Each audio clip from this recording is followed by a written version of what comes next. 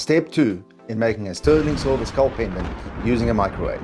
So I say step 2 and I use the term quite loosely because there's a few steps to follow before you can get to the point to actually bake the item in the microwave. The first thing we'll do, now that we have the resin printed, we first have to clean it. So we clean it by putting it in isopropylene, and I generally can either use a little tank if you've got it, the cleaning wash tank. I found that putting a little bit of isopropylene in a jar in the ultrasonic, which is this goodie over here,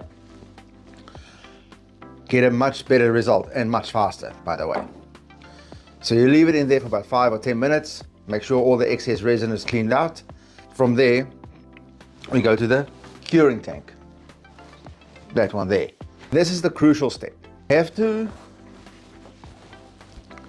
You have to place your articles in oil. The reason for that is when you cure your resin, as I understand it, the UV light hits the resin article. It expels oxygen out of the printed article. And to keep that oxygen from going back into the article, it needs to go out into a denser liquid. That ensures a nice clean cast, and you don't get that excess ash burn off in the cavity of the mold. The method I use is I let it cure for about 60 minutes in the oil under the UV light. That usually gives me a good result. If you'd like me to do a dedicated video, to let me know in the comments below. So now that we have the item cured in the oil, we obviously need to get rid of the excess oil because you don't want the oil filling up the cavities. So we do it back to basics, into the isopropylene again, into the ultrasonic. You can even go straight into the ultrasonic. That wouldn't damage your mold at all. Go back to the bench and apply little sprues onto your mold. If you're new to the jewelry industry, you might be wondering, what the hell is a sprue?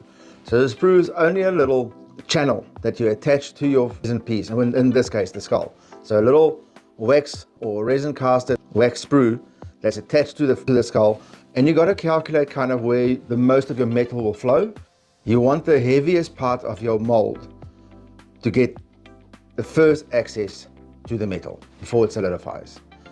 And then the thinner parts will then gradually just fill up as the molten metal starts to solidify.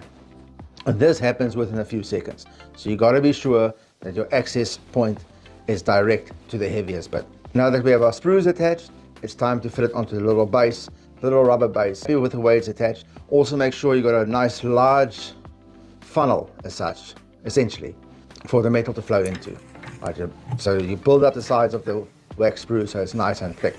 Once you're happy with your sprue and it's attached to your base,